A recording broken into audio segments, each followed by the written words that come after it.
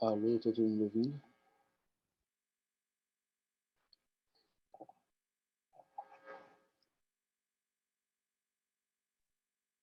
Boa tarde a todos e a Good todas. afternoon, everybody.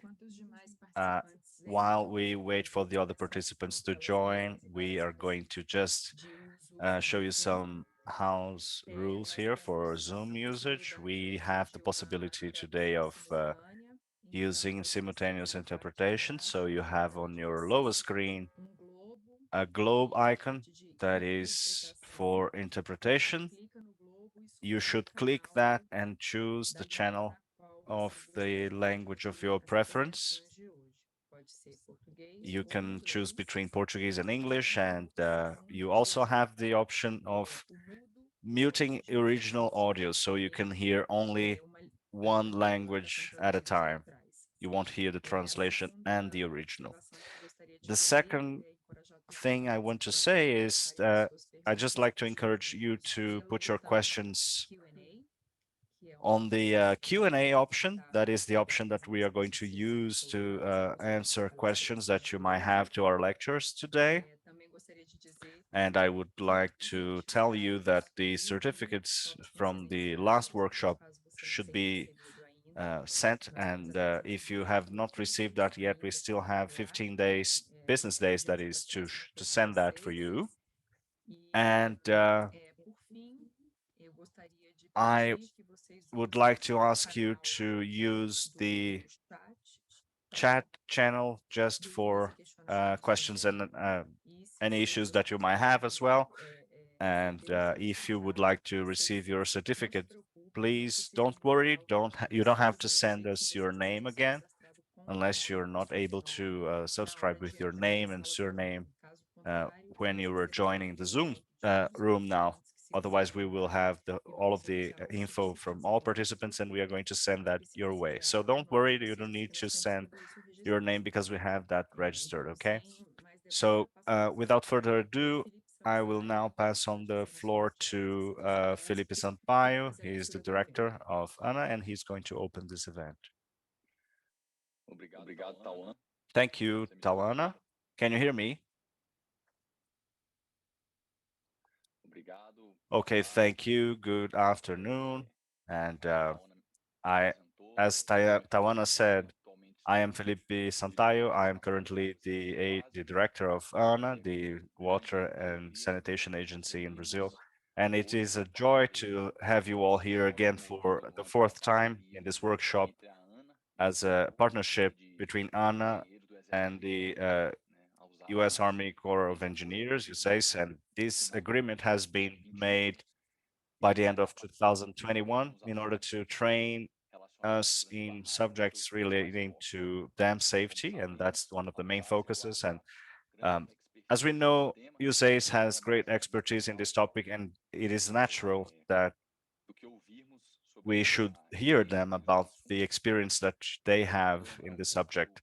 Just to remind them about the current agreement that we have with the USACE nowadays, they have many activities, and among them we have a series of workshops in order to train the inspection and managing entities throughout the federation in Brazil. So the first seminary has been carried out in August last year, and it was about the way of USACE, the USACE way to deal with legislation and classifying and managing risk for dams in their portfolio. The second seminar in September has counted on the participation of the Service for Conservation of Natural Resources. That is a body that they have that is responsible for the upkeep of old dams. So in that opportunity, we have discussed the kinds of dams, the categories, and the different classifications that they use, and the respective policies and directives that they have for the planning and the projects and build-up and monitoring of those structures that they assist. And the third workshop has taken place 15 days ago, and that was about the methodology for prioritizing the interventions and works in order to increase security of dams and with their managing of the huge portfolio that they had. So our expectation today is to have a new, well, we do have a new record of applications here, people, a great number of people with interest in that topic, especially about internal erosion, and that has been showing the relevance of this topic, and the role of the inspecting agencies to understand in a deep way how those issues might lead to disasters and breaches. To finish, I would just like to highlight that we want to learn together and train together and work as partners in these topics about dam safety in order to have inspection, implementation of policies with the owners of dams. And we always have to take care of safety, first of all. So I wish you all a great event, a great day. I would like to let you know that on the 29th, we will have the fourth workshop. And well, today, right? We hope to have even more people. And I wish you all a great day. So now I'll pass on to our coordinator for regulation and dam safety, Rogério Menescal. And thank you, Rogério, for your efforts and your team in this superintendence. Boa tarde a todos. Obrigado, diretor Felipe. Gostaria de agradecer a equipe da Usace, é muito importante. I would like to say thank you to the Usace team. It is very important to have this partnership, and we have this role of promoting interchange of experience and knowledge. This partnership is very important for us to have the assimilation of a little bit of the experience that they have out in the US, especially the Usace team.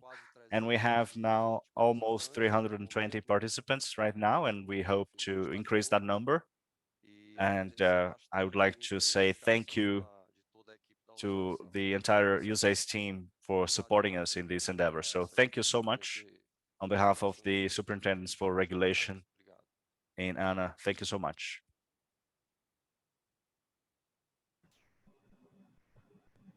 Okay, Bill Empson, the floor is yours. All right, thank you. And thank you both for those introductions. I very much appreciate the partnership that I've been part of for a few years now. Let's get these slides up. Okay, so thank you all for joining. Good afternoon. I will be going through the fundamentals of internal erosion today. We won't get into, well, we'll cover the internal erosion mechanisms and how the process starts, how it progresses, and how it moves through to failure. We won't get into risk assessments, filter analyses or design, or probabilistic analyses. Each of those is a separate discussion, separate class, and can take days. In fact, the internal erosion class is a several day long class normally. So this will by necessity be a condensed version.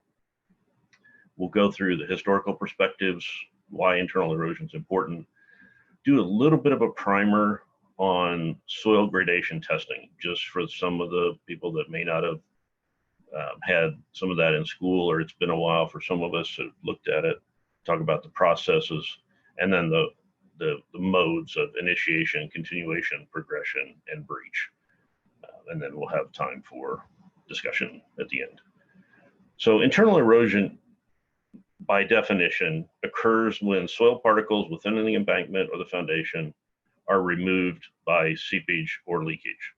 The photo there on the right is seepage and or leakage through the embankment, and I would argue along an abutment contact. So the rightmost part of that is right up against the natural ground.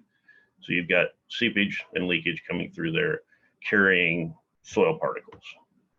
So internal erosion is in progress there. So I'm going to jump out here to a video that we will walk through quickly.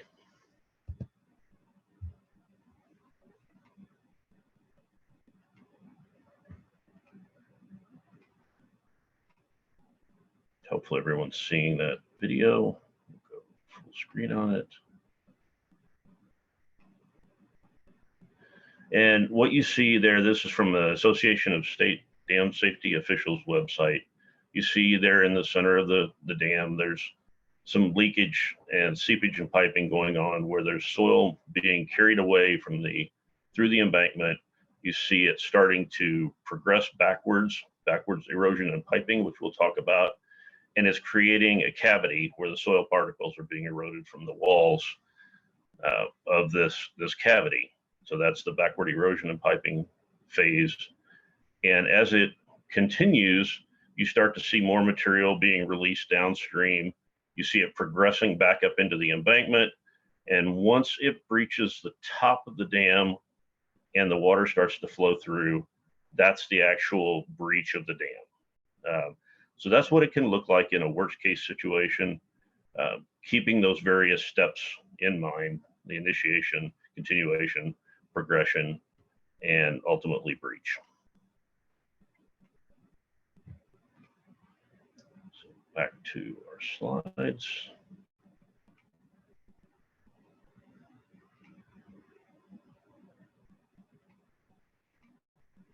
Okay, and presentation mode. So just wanted to help. Videos always help me to visualize what we're talking about before we get into the actual conversations about the technical issues. So internal erosion's very important from a dam safety standpoint because about 50% of failures occur due to internal erosion. So more than any other cause for dams, internal erosion will lead to breach of a dam or a significant incident. They don't always lead to breach, but it always leads to, or frequently leads to, significant incidents that cause situations where you may have to drain the lake. The complexity of internal erosion is it can occur at any time during the lifetime of the dam. Depending on the causes and the initiating factors, it can happen during first filling, it can happen at a normal lake level, it can happen during a flood, or it can happen over time where you have several floods, everything performs well, but then you might have a similar or maybe even lower flood, and then you have internal erosion that actually can progress and breach the dam. So that's what makes it so complex, is it's not just a one-time potential event that once you're through first filling, then you're safe. So historically, there have been many notable failures and incidents. Like we talked about on the left there, Worcester Dam in Oklahoma, that was one that created a significant incident, but ultimately didn't lead to breach of the dam. The same for some of these others, Fontenelle, but Teton Dam, as most probably know on this call, did lead to a breach of the dam and downstream fatalities. So it can also happen at fairly low gradients, so low lake levels. Worcester Dam was not a full reservoir at the time that seepage and internal erosion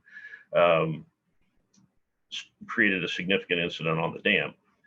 So it can happen, like we said, at any different phase of the life of the dam, or it can happen at any pool levels. Teton was nearing complete filling when it breached. So where it happens, like we talked about in the first slide, a small percentage of internal erosion breaches happen by moving embankment material into the foundation, as in the case of Teton. A slightly larger percentage failed due to internal erosion through the foundation rocks. But the largest percentage of internal erosion failures happen through the embankment. And that includes erosion and the removal of material along conduits, structural penetrations, low-level outlets, tunnels, where there's some type of a hard structure through the embankment. That's the larger percentage of internal erosion failures. The complexity, though, is shown there in the bottom, is there's not a way to calculate a factor of safety against internal erosion. You can take all the defenses, you can use standard-based approach, you can do risk assessments, but you're not going to get the classic engineering factor of safety out of internal erosion evaluation. So this slide is here to show all of the various complex approaches to evaluating seepage and piping. It can be simple or it can be extremely complex depending on the nature of the structure, the consequences downstream, the overall risk. You know, our analysis should always be commensurate with the risk. The higher the risk, the more complex, the more detailed the evaluation should be. So this presentation is pulled together from numerous sources, most of which are on the Corps of Engineers Risk Management Center website. If you Google Risk Management Center dams, the website will pop up, the first one. But there's all kinds of videos, reference documents, slides, presentations on internal erosion. Best practices is where most of this comes from. It's referring to the best practices to be used for dam and levee safety design, risk analysis, operation and maintenance. So that's a resource that's available publicly on the internet to everyone if you want to get deeper into some of these topics. This shows the actual website. If you go to the intermediate, intermediate dam and levee safety courses, the internal erosion risk assessment and embankment dam design is there. Those are the two that I would point to specifically for this type of presentation. So I slipped up a few minutes ago and I referred to this as seepage and piping, not internal erosion. And the Corps of Engineers is really trying to get away from the term seepage and piping. Those of us that have been around a while have called it seepage and piping for decades. But it's not technically accurate because seepage and piping are not necessarily related to each other. Seepage doesn't necessarily cause piping, and piping can be caused by things other than seepage. So we try to call it internal erosion and then elaborate from there. And then we'll get into those details as we move through. But if you hear me slip up and say seepage piping, don't do as I do, call it internal erosion and everyone will be happier, you'll be more technically correct. So again, internal erosion being when soil particles are moved through embankment by seepage or leakage. And we'll talk about the differences between those here. So seepage is flow through a porous media. Water flowing through sand, gravels, silts, clays. Seepage in and of itself is not a problem. Seepage is good because it can relieve stress in the foundation. Excuse me. So we all know dams leak. We design for it. We usually can't stop it. It's easier to control and manage seepage than to try and stop it completely. Leakage, on the other hand, is a concentrated flow through some preferential path, a crack in cohesive soil, an opening between a concrete structure and the soil, joints in rock, that kind of thing. So we'll differentiate between seepage being flow through porous media, leakage being flow through some type of an open defect or void in and adjacent to the structures. So I want to talk a little bit about soil gradation and classification. It's not necessarily directly related to the seepage and piping, but it's the background for some of the information that we'll use in the future conversations. So primarily, we're talking about soils that are analyzed using a mechanical sieve. We're not talking about the fine silts and clays for the most part. We will talk about those, but from a gradation standpoint, I want to talk about the coarser fraction of the soils that you get through with a mechanical sieve analysis. So the way we look at the gradation of soils is with a grain size curve. On the left is the percent finer by weight.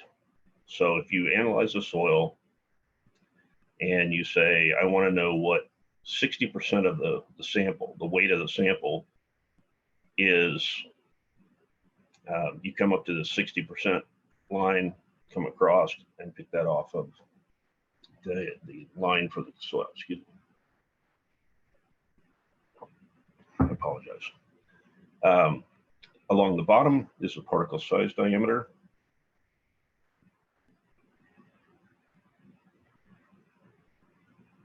Along the top is the gradation, or the soil sieve sizes. And those are in US, I apologize for that. So when you analyze the soil, you'll get a curve that comes out of your grain size analysis. It can look like any of these.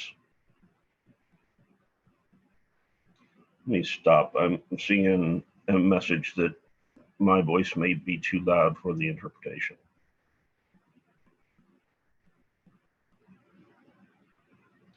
No, sir, it's fine. We can hear you perfectly well. Thank you. All right, thank you. Sensitive to my speed and volume, so apologies. So there's three curves shown there. The bottom one is a nice smooth curve, has a curve to it. It's not a straight line. And that's a well-graded soil. It has a little bit of all of the soil particles through the entire gradation.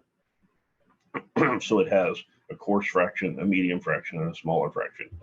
So you can think of it from the standpoint of like household materials. Say it's like marbles, jelly beans, and salt. And it has all those different sizes in there. Excuse me. Wow. Okay. The green line is a uniformly graded material. So because the line is almost straight vertical, it has most of the particles are between the number 10 sieve and the number 40 sieve.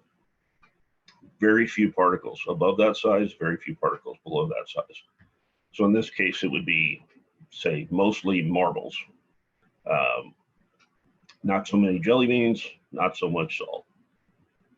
And then gap graded is where it's missing. It has a horizontal component, so it's missing a part of the gradation.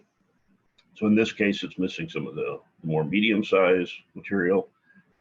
So it would be more, excuse me, more marbles.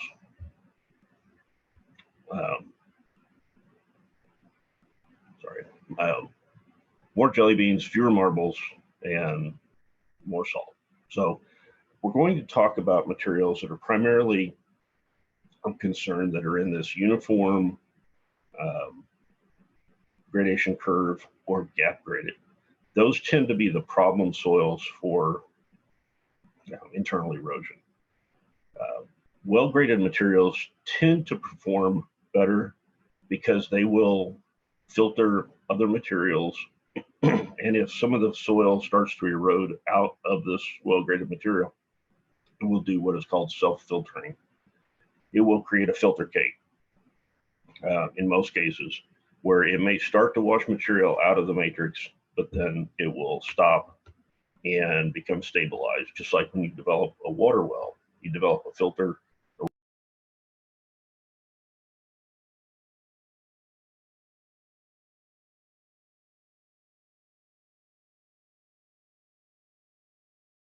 You're muted. You muted yourself.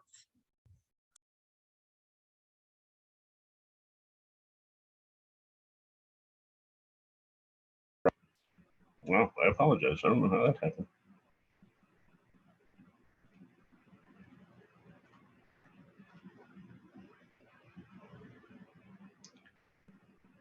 Go back out here.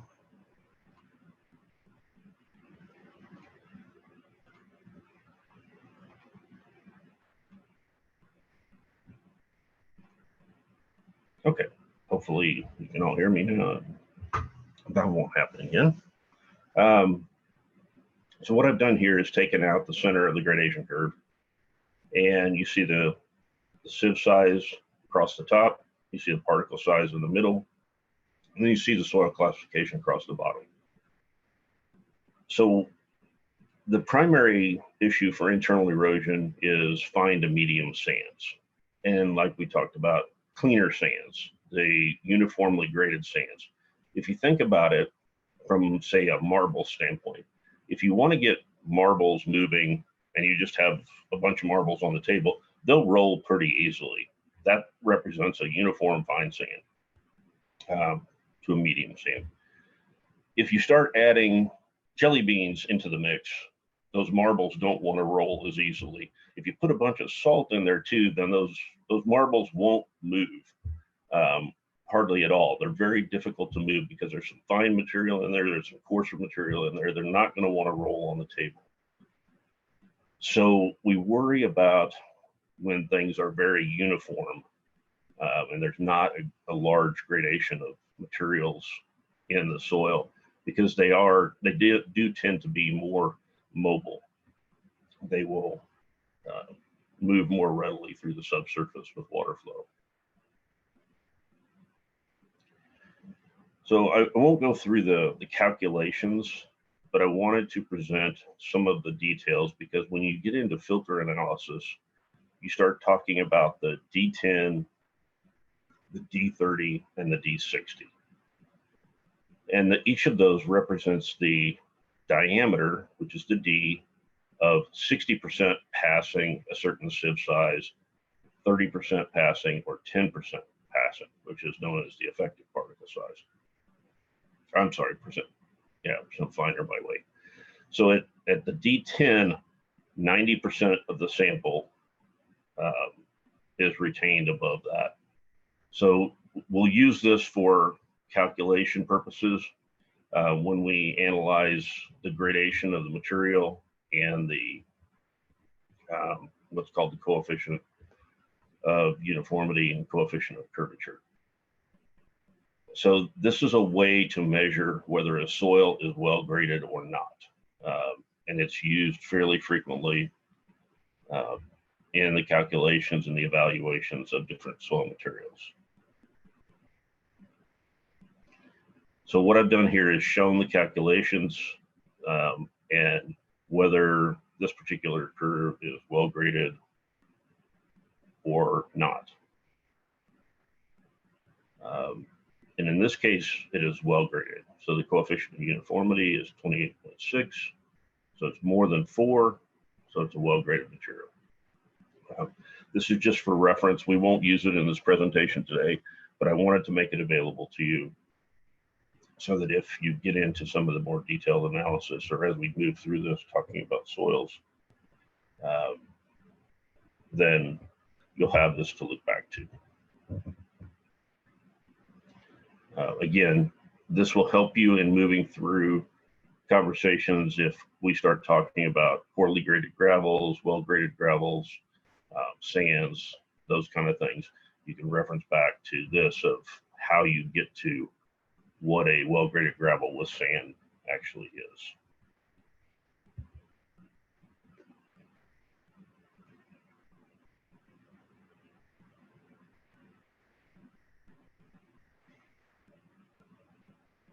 Okay, so I'm seeing traffic that I should pause. So I'm pausing here for a second.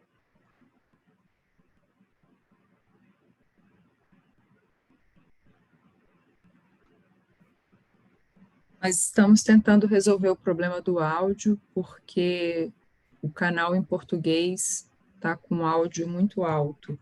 Então, o Bill parou um pouquinho para a equipe tentar resolver essa questão. Peço a paciência e a compreensão de todos. Mônica?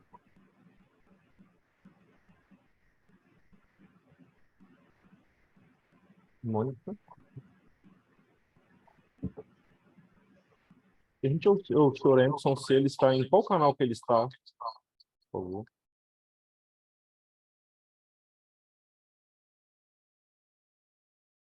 Ok, vou tirar vocês da cabine e vou reiniciar, vou colocá-los, tá? Novamente, para verificar, tá bem?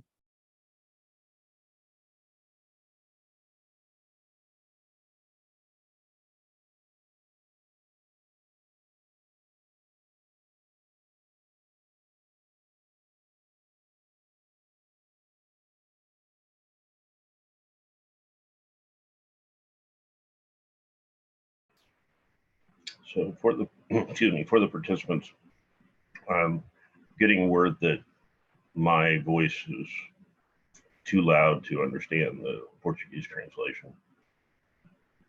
So they're trying to fix that. Ok, vamos ver se o português está funcionando.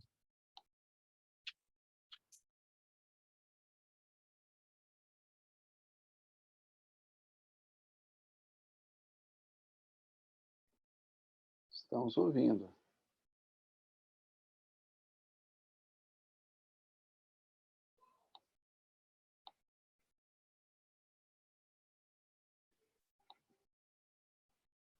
Podia pedir para o Bill falar agora um pouco para ver se sai o mesmo som.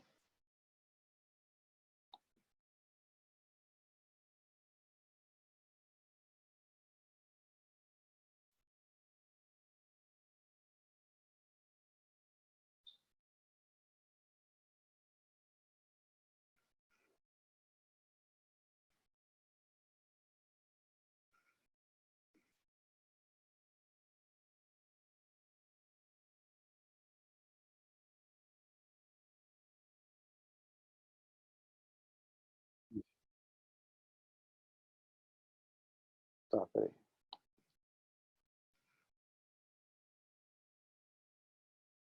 Bill, are you hearing us? I hear you. Ok.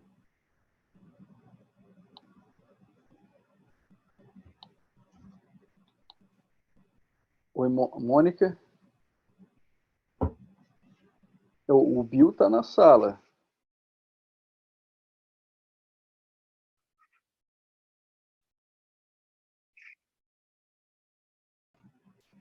Sim, o que está acontecendo? Ele está... quando ele fala, quando você coloca no canal de português, para quem está assistindo, a gente ouve as duas vozes, a sua em português e a dele em inglês, simultâneo. Aí não está dando para entender. So, Mr. Bill, the problem is the following. While you are speaking English and I'm speaking Portuguese, some people are listening to you and to me at the same time while I translate you. So could you please restart your presentation so that we can do a test, please? Okay, Monica, I only heard the end of that. So restart the, go ahead and start the presentation again. Yes, yes, please. Not everything, okay? But from where you stopped now, and then we can try. Okay, thank you. All right, I'm switching over to original audio.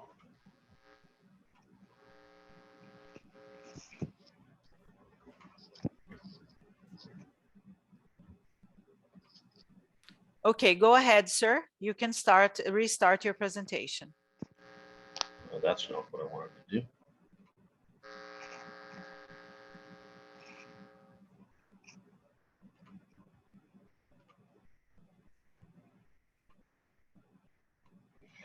Okay. Now we'll move from the gradation testing to physical requirements for internal erosion. Está continuando, Mônica.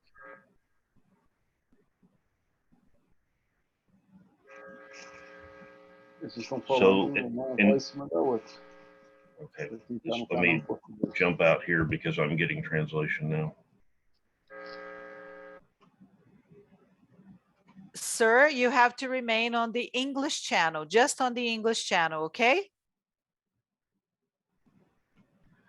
Okay, so initiation of internal erosion happens when hydraulic forces seeping through pores and cracks, like we talked about, are sufficient to cause particles to start moving and detaching. So it depends on the coincidence of the hydraulic load, shown in the bottom left corner of the circles, the material susceptibility, how likely is a soil to erode? Like we talked about, is it a uniform sand or is it a well-graded gravel? And then a critical stress condition. Do the conditions exist that can actually allow that soil to be plucked out and move? So the internal erosion process is a coincident situation of all three of those events happening at the same time in the same place.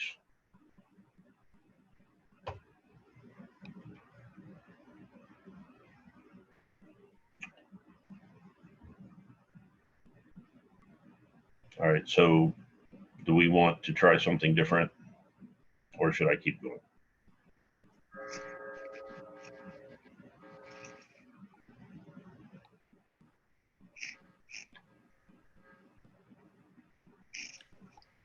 Just a minute, sir. I can't hear anybody. Okay, so I'll keep going until Bill, I hear someone. Yes. Are you in the original audio or in the English channel? I am on the original audio. Can you switch? But that's what I'm listening to. Okay, can you switch to English channel? Maybe that's the issue. Okay, I am on the English channel. Okay, go ahead. Let's see if that fixes the problem. Okay, is this fixing the problem?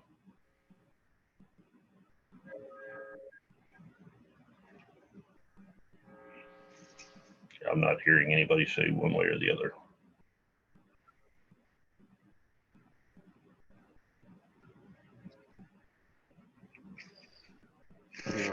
Eu não sei, Mônica, o que está acontecendo. Realmente, É muito estranho, porque para mim, quando eu aperto em mutar o áudio original, eu só escuto a tradução. Então, eu não sei o que pode estar acontecendo. So they are saying that some participants, they have muted the original audio and they can only hear me translating, not you, and that's fine. And other participants are listening to you and to me at the same time. Thank you. Okay, so let's continue. Please continue. Okay, thank you. So for internal erosion to happen, there must be a flow of water, obviously. There also must be an unprotected exit. There must be a way that any soil that is moved through the embankment is actually allowed to be released downstream or into an open space that is not the embankment. There also must be erodible material within the flow path that can be carried to that exit. And there must be a way for a roof or a pipe to be formed over the opening that's being created by the seeping water or the flowing water. All right, Gabriella, Bill, I see what you're saying. I'm going to keep going until you tell me otherwise. So, and I'll adjust accordingly. So from a big picture standpoint, the generic sequence of internal erosion is you must have a, yeah, go ahead, thank you. Sorry, yeah, so let's take a minute. I think this is a lot for you as a presenter to have to deal with, and for the participants to not be able to hear everything. I've been going back and forth between the two channels, and it's very difficult to understand anything in the Portuguese channel because we're hearing both the original audio and the translation. Unless it can be fixed, I would recommend moving this to another day until this is resolved, because I don't see how the participants are able to understand. And I understand and appreciate that, because I was having the same problem during introductions, and it is very difficult to hear. What I'm wondering is if there's a difference between, maybe we don't want to solve it here with 507 people on the line, but I'm wondering if there's a difference between whether you're using the internet browser or whether you're using the Zoom plugin, because I was using the internet browser as opposed to the plugin, and I was not able to mute things. So I'm guessing the people I was on the I'm on the internet browser as well, but I was on there when I did my presentation, and I don't think we had this issue. Right. Okay. Well, I'll Anna, leave it. I think we will leave it up to you to make the decision, Tawana and Alan, but I would recommend maybe not continuing because it's very difficult to hear. Yeah, some participants are saying that last week it worked perfectly, so I really don't know what's happening. I'm using the plugin. I'm not going through the browser, and for me it is working. So I'm not hearing the original audio. So I don't know if this is the problem or not. But I don't know, Alan. What do you say?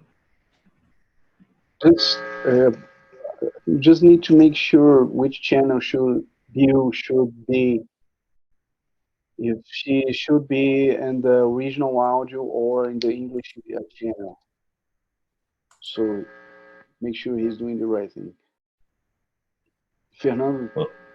Well, let me try this. This is the original audio with me on the original audio channel. Okay. This is Okay, with me keep on the talking English a little channel. bit more, Bill, please. All right. Yes. All right, so trying to solve the audio Ele problem. precisa estar no canal, ele precisa estar no canal de inglês, tá? You need to stay on the English channel. You should be on the English channel. I guess I would offer You should. that Yes, you should be on the English channel, Bill. okay, so I'm on the English channel. I would offer though that if some participants are able to mute the original audio, that some are not, that it might not be on this end. It might be something else. But Gabriela? Yes, I cannot. I muted the original audio. I am on the Portuguese channel and I cannot hear Bill or So I'm ou in seja, tá I'm in the funcionando para Portuguese mim. channel, Well, it and I is hear working for both the me. original audio. So Gabriela, go ahead. Yeah, I this is hear other Bill. both. Same for me. When I'm in Portuguese, Bill, Doan, are you using the browser? yeah, I'm using the browser. I think that might be the issue of who's using which, whether it's the Zoom plugin or the browser in the interpretation. But this is how we connected last time Yeah. because we don't have access. We can't download Zoom. No, I last time understand. Yeah. No, it's Bill, is it possible you get Bill, Doan, translate so you don't have instantaneous? you broke up. Is it possible you could give a few thoughts, few sentences at a time? Keep quiet while the translator translates back and forth. So it's not necessarily instantaneous. I can do whatever you would prefer to do. No problem. Sir, this is the interpreter speaking. A consecutive interpretation would take at least twice as long. Just mind that. Yeah. I don't think. We should try that and ask the translators to wait a moment. I mean, wait till, not doing it and instantaneous translation. Just wait a little bit, make the translation. Gustavo's point though is well taken. I would need to significantly shorten where we go on this presentation. So if you'd like to try that, we can get through as much as we get through. I'm happy to do that, but we won't get to the end of the presentation and we won't get through all of the mechanisms.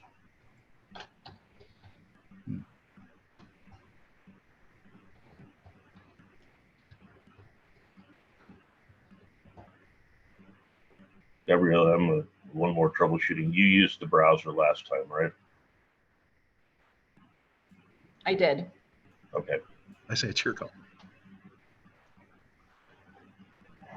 I hate to adjust. I hate to have these impacts at all. but I hate to adjust on the fly because I don't know where we would get to, and I shared Gustavo's concerns that we would go 3 hours. Okay. Yeah, and I'm actually a little concerned of how clear the information that we've provided up till now has been. Yeah, fair enough. So I can do whatever the team at ANA would prefer we do. I'm happy to adjust accordingly. I say if it's okay with Anna, I think we need to reschedule. Yeah. I mean, it's not ideal, but since it's not working, I don't see any other possibility right now. Sim. Ó,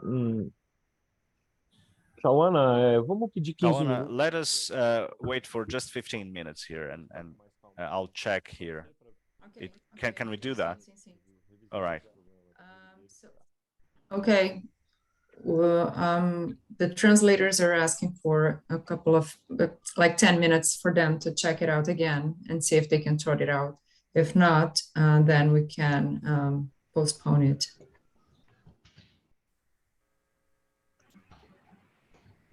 This just a quick correction from the interpretation. That was Fernando speaking, not the translators.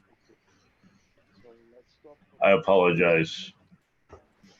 We apologize. This is Gustavo speaking. Just a quick question. Can you guys just check, just to make sure if you have the current version of the plugin or the app?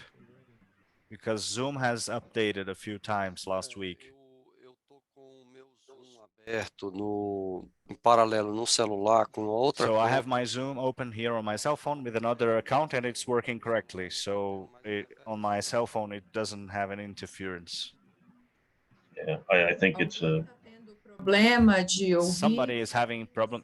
Does anybody have this problem of listening to both channels at the same time? Can you guys just say that? Can you write down on the Q&A so that we know?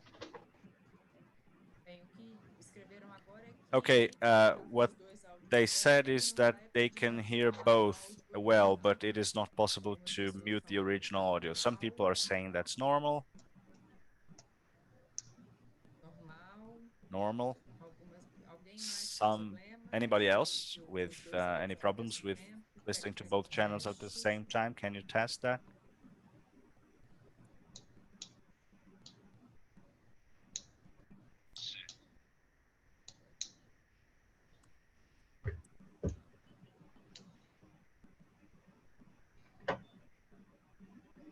Eu ouvi só a voz do Fernando agora na tradução do canal em português. Gostariam que falasse mais para ver? I would like to speak more. We're giving it a try. Let's see if it works in both channels. So now we're trying the English channel. Let's see if it works, if you can hear the original audio or if it's possible to listen with some clarity. Is it working? Is it working? Anyone having troubles? Nada do que a Tawana está falando aparece no canal em português, só a voz do I can Fernando. hear nothing from Tawana, just the interpretation. Você está você Com o desativou Zoom o áudio aberto. original. I have this Zoom app open. No áudio original. I am listening to the original audio. Fala aí, Tawana. Go ahead, Tawana. Boa tarde, fazendo Good mais afternoon, just testing once again. O áudio original Now, aparece yeah, now we can hear the original. Ok. Fazendo novo teste. Doing a new Mais uma vez. test. Nova tentativa para passarmos a apresentação do Empson sobre erosões internas. Talking, testing again. ouvindo a voz do I Fernando, cannot hear. do tradutor. Testando interpretação canal inglês. Eu estou agora no canal de inglês. Testing the English channel. Can you all hear me in the English channel? Can anybody give me a sign? Yeah, I hear you fine in the English. Okay, so- thank you, sir. I'll now test the Portuguese channel. Ele tá falando no canal em inglês agora, tá tentando lá com o Bill. Ah, então agora eu estou ouvindo o canal em português ele falando. Então, o problema é que tem que desativar o áudio original mesmo. Se não estão conseguindo, aí complica.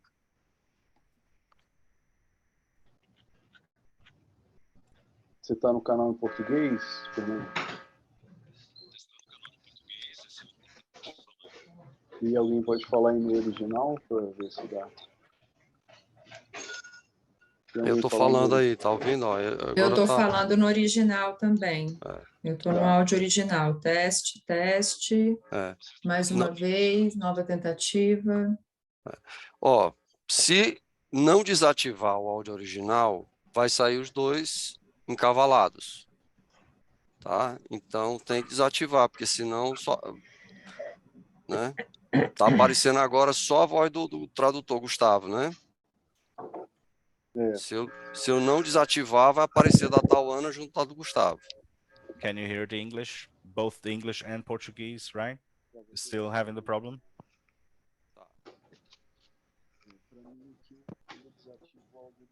Okay. So that's correct. We can hear both, but if we're speaking in English, it's not an issue.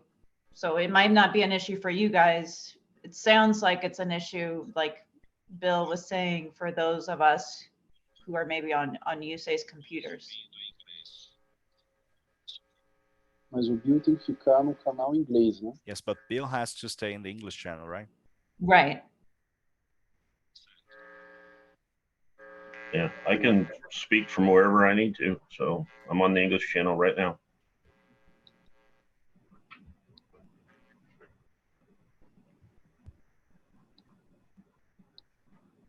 Ok.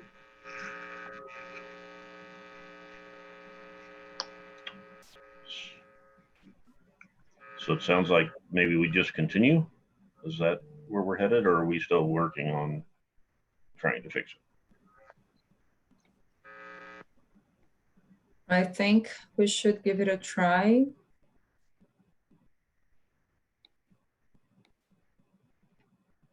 Sim. Yeah, Gabriela is saying, okay, Alan, okay, so let's give it a try again. All right, so here we go. Já, antecipadamente, já peço desculpas aí a todos. I want to just apologize because these are technical problems that sometimes are out of control, and we are trying our best to solve them, but let's try again. Okay, so a reminder of the slide we just went through. To start internal erosion, you have to have some type of a flaw. You have to have a crack, you have to have a defect of some kind that water can move through, or you have to have a soil that is prone to, and you have to have a soil that is prone to movement based on seepage or leakage. Then initiation is when the actual erosion of the soil starts. Continuation then becomes the failure mode node. That is when the particles aren't stopped. There's not a filter, there's not some other feature that stops the internal erosion from continuing.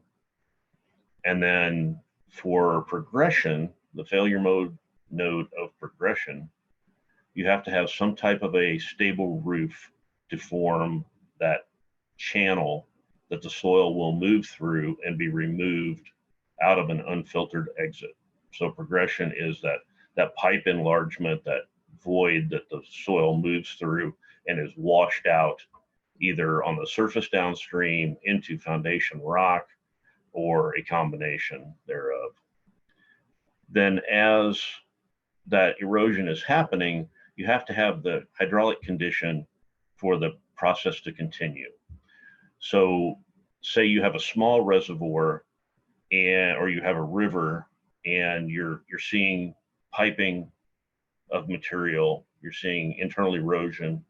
That's the word I shouldn't be using, piping again. You're seeing internal erosion, transporting soil out of the embankment, but then the river falls or the lake level drops and there's no longer enough driving force to cause that soil to move. It can then stop in progression when the internal erosion can stop as part of the progression when that hydraulic condition doesn't exist anymore, when the lake level drops enough and there's no longer enough head, no longer enough pressure to move that soil out. Then to get to a failure, you have to have transportation of the soil, the internal erosion, continue without anyone catching it. They don't detect it at all, or they don't recognize it as a problem, and then not able to successfully respond to stop it. And then, as we saw in the video, when the top of the dam drops in, if no one identifies the problem, no one corrects the problem, then it can potentially lead to a breach. But at any of these phases, you can stop internal erosion potentially. You can either stop it by an initiation from moving into continuation if you have a filter, or you take some other measure to stop it. And then during progression, you can also stop it by stopping the stable roof from forming, the sidewalls from forming, or lowering the water level. And we visited a couple of dams when we were last in Brazil. And the approach to dealing with internal erosion at a couple of those was to lower the permanent lake level, which eliminates the hydraulic pressure, which eliminates the risk of internal erosion.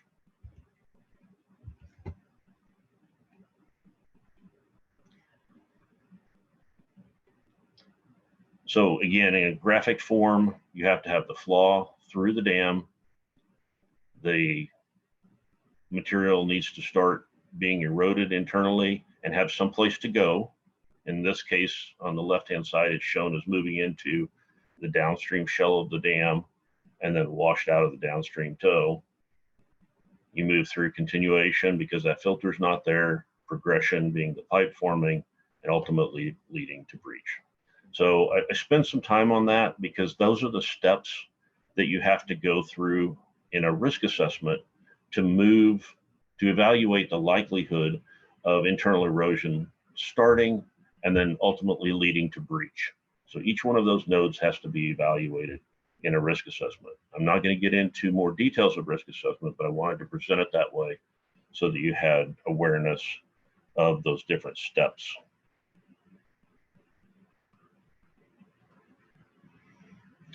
So I also want to point out that dams tend to be defect-driven systems. So failures and incidents on dams tend to happen because there's a unique situation of some type of a defect, whether it's a crack, a gap, a hydraulic fracture, some poorly compacted zone, a high permeability zone, something that's there that is unique that causes the initiation of a failure mode. In general, dams don't fail because, on average, something happened at the dam. It's usually the result of a particular flaw that creates a defect that then drives that failure mode. So in this case, something like a continuous zone of erodible, cohesionless soil with no positive cutoff can create that flaw. So the initiation process is where we're going to spend all of our time, most of our time. Again, it's caused by some type of a crack that has, or the ability to move soil out on the downstream side that causes internal erosion to initiate. So it can be due to desiccation cracking, number one there on the top graphic, that's allowing water to move through the embankment. It can be due to underseepage that's causing a defect through the natural clay blanket that then allows the sand below the blanket to erode and be deposited on the ground surface. It can be in the embankment itself. You've got a sand drain there, or you could have material moving through or you could potentially have a void in the foundation, where you're actually losing material down into a karst feature in the rock. So that's a little bit of a unique situation. We won't spend a lot of time on that, but I do want to keep that one in the back of everybody's mind. So we're going to move though into the internal stability of soils and talk about something that I'm going to be slow and deliberate on for the sake of interpretation, because of the wording is very confusing.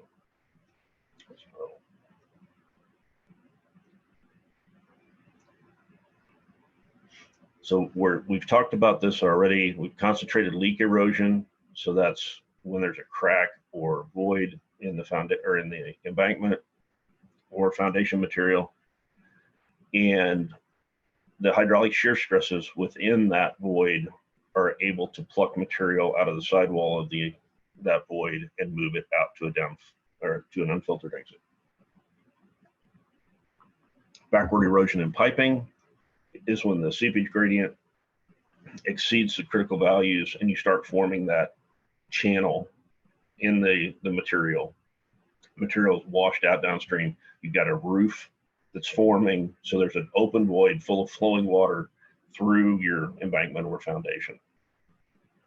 We'll talk about soil contact erosion. We haven't talked about that yet. And then we'll talk about internal migration into sinkholes and suffusion or suffusion. And this is where I'm going to get very deliberate. We'll move into that next. Oh, no, I'm sorry. We will do soil contact erosion first.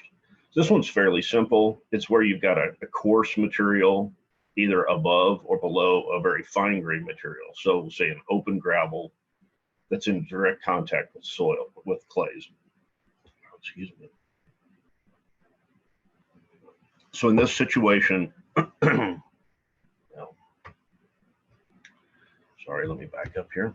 In this situation, the risk is that water flowing at high velocities through the gravels could potentially pluck material out of the clays and move it out through that coarse material. So you actually get the clays moving up or down into that gravel layer, and you get erosion of the surface contact between those two materials. You can get that in a couple of situations. You know, one is say at the base of an embankment, but the other I'll point out is when your core is the bottom left corner, when the core of your embankment or your filter doesn't go to the top of the dam. You can get seepage at high lake levels over the top of the dam or over the top of the core through coarse material that can potentially erode the top of your core. Now, we're not aware of any situations that have actually caused a significant incident or a breach due to this type of erosion. I have seen this in situations near surface where you could get small sinkholes and collapses because of, say, you know, a finer grain material against a riprap, and you get material that just gets pulled out or eroded into the riprap because of rainfall runoff. Tends not to be such a huge issue for dam safety. Becomes more of an operation and maintenance issue, I would call it. Okay, so this is where I want to be very deliberate because of terminology. Internal stability of a soil. So we're not talking about one soil against another. We're talking about just a soil out there by itself with water flowing through it. And some of the particles can be removed by by water flowing through that soil. So you have say a gravel with a fine grained material inside the gravel, water flowing through the gravel can then remove that finer grained material. So there's two words for it, and they tend to be very confusing. You've got suffusion, which is where on the left-hand side there with the O, which is where the coarse particles are all in contact with each other. and then you've got fine grained material in between them.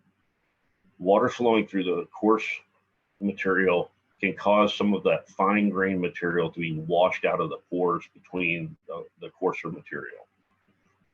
So in this case, because the coarse material is in contact with each other, the grains of coarse material are in contact with each other, there's no volume change.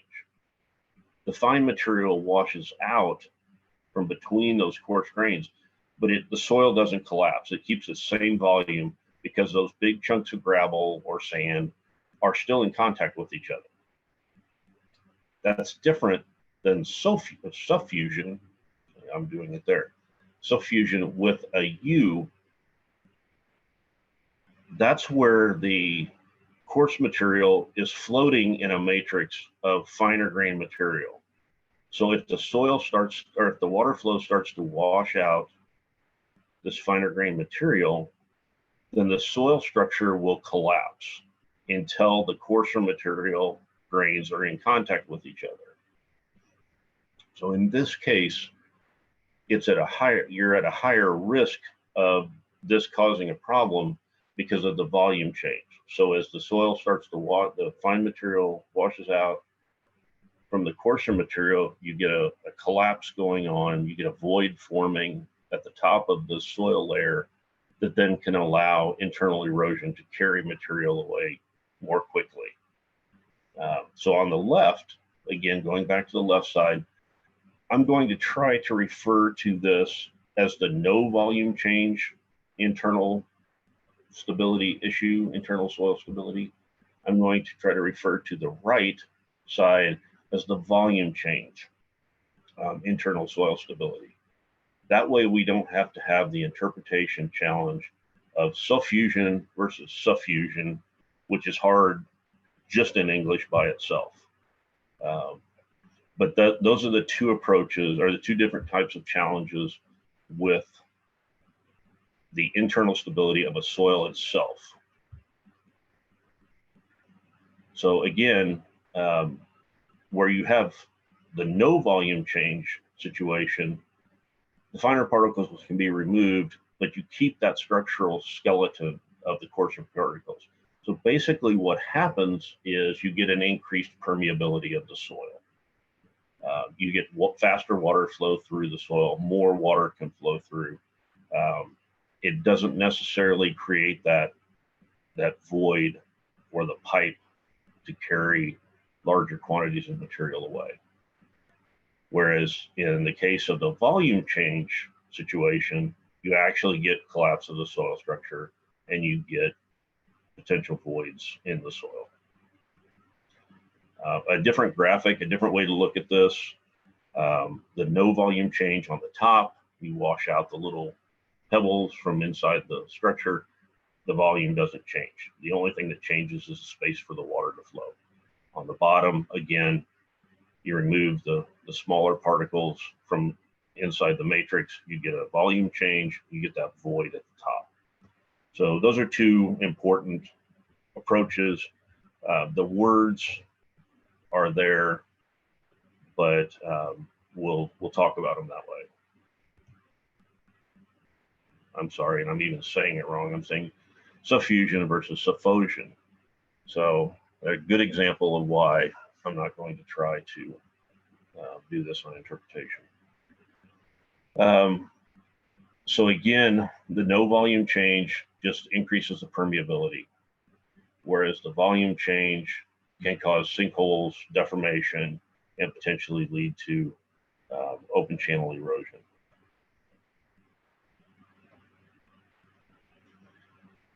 These are both potentially contributing mechanisms to internal erosion, where the volume change obviously being the more significant, but you can get instability due to that increased seepage with no volume change, or the volume change moving material out. The settlement deformation then potentially leads to overtopping, or you can potentially get a sinkhole that can form. But you still need to create that continuation, progression, and lead to breach. You still need to get that void forming through the embankment that has a roof that's able to carry material away.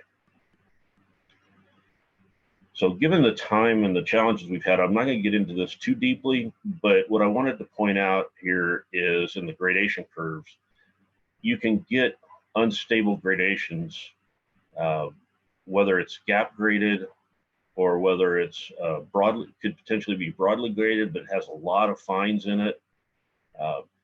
Depending on the soil specific gradations, you can get internally unstable soils that have all different kinds of gradation curves.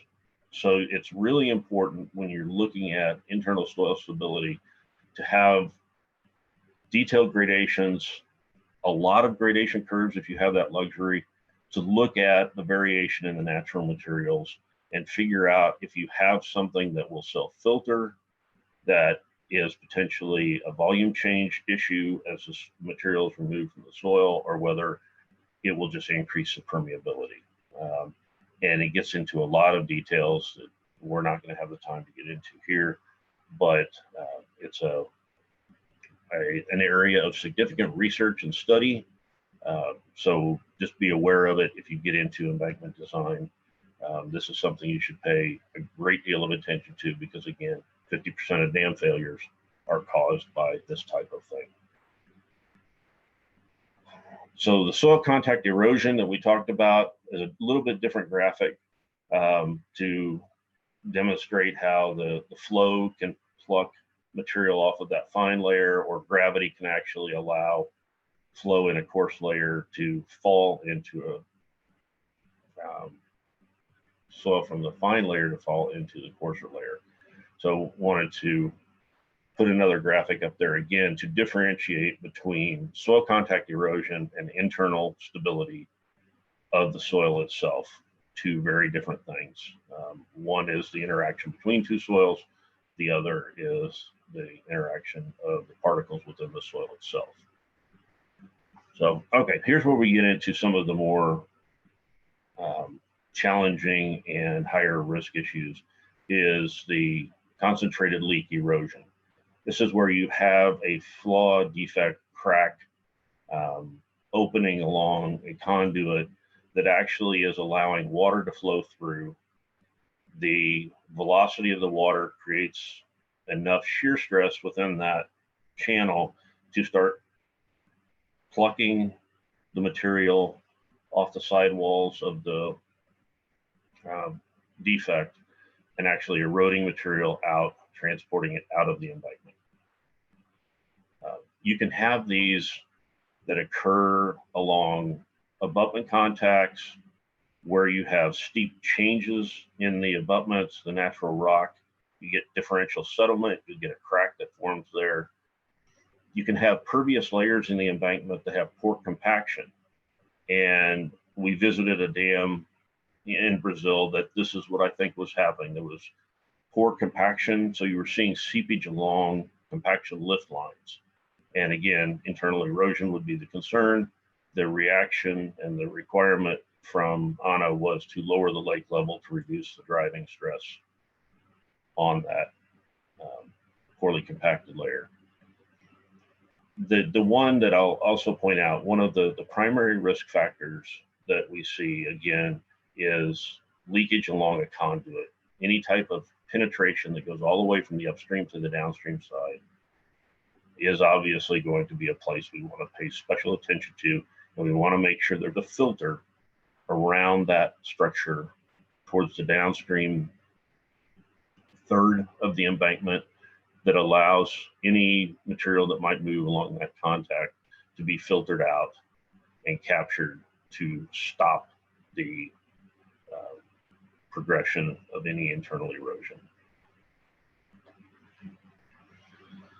So on the right, you see one of those situations where you've had concentrated leak erosion along the outside of a pipe that had seepage collars on it. And those of you in the business know we don't put seepage collars around conduits through embankments anymore because they're very difficult to compact around. So you end up with a low density zone of poorly compacted material between and along this pipe, between these seepage collars and along the pipe. that then allows hydraulic fracturing or any type of a void to be formed that then can allow internal erosion to occur and a roof to be supported and the material to be carried away. So you can have those as shown on the top left there. You can have them along spillway walls. You can have them along outlet conduits, any type of cracking that could happen due to significant changes in the slope of the abutments. Again, the other one I'll point out that is a fairly frequent problem actually is no filters above the top of active storage. So if you get a really high pool level and your core material doesn't go to the top of your dam and the filter doesn't go all the way to the top of the dam, there may be a situation in the top couple of meters of a dam where when you're right at the very top, the lake's right at the very top of your dam, you could see internal erosion occurring over the top of the core. And you know, these were some of the cases that have occurred in the past where we found the situation here in my home state of Kansas, Council Grove Dam at the top right. The filter doesn't go all the way to the top of the core. So any seepage that could occur through the core isn't captured by the filter at all. It goes straight into the shell material. So you have a risk of internal erosion at that location. The same for Rough River Dam, more of a homogeneous embankment, but the filter doesn't go all the way to the top. And then Grapevine Dam, the filter's on the downstream slope, but it doesn't go all the way up either. Along the abutment contacts is another place we really pay attention to, because if you have these areas of rock as shown in the top left that are have voids along them, difficult areas to compact, we tend to try to treat those with a slush grout, a concrete flowable fill of some kind to smooth that out.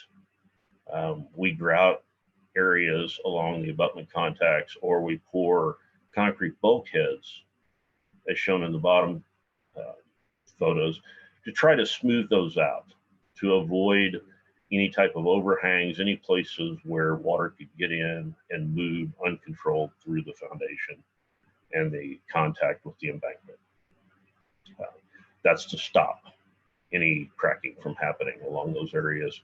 And then a filter on the downstream side then captures anything that might get through. So hydraulic fracturing is another form of concentrated leak erosion that can be initiated when water pressure actually is high enough to lift the soil above it. So if you have a poorly compacted zone in the embankment, and the water gets deep enough above it, it can actually fracture the soil. The minor principal stress conversation, anybody that wants to get into that, it's there in the bottom right. But the water will actually fracture that soil, open up a path, and you could have internal erosion start to happen along that feature. This can also happen when we're drilling in embankments. So if you're putting in piezometers or other instruments, you have to be very, very careful to make sure that we don't fracture the embankment and create a path for internal erosion to start. So again, just a list of different things to watch out for in your design, or if you're evaluating an existing dam, to look for in the design or the features of the embankment, where internal erosion could start, or situations where if it starts, it's more likely to progress to a problem where these types of situations occur. Animal burrows there at the bottom is probably one that we don't spend enough time on, but muskrats, beavers, other animals that burrow in our structures shorten our seepage paths significantly, and they create that defect for us that might not be a problem at normal lake levels, but during flooding, when those burrows flood, it can significantly shorten seepage paths. So that's one to keep in mind as well. That's fairly common, easy to observe, not so easy to correct sometimes. Okay, backward erosion and piping. This is the classic look at soil moving, creating a void through the foundation and carrying the material away. So there's a few different situations where we worry about this. The top one being a pervious foundation with no confining layer above it. So you just got a sand foundation or some other type of gravel foundation that has no clay or silt above it. The water moves through and drains out through the surface.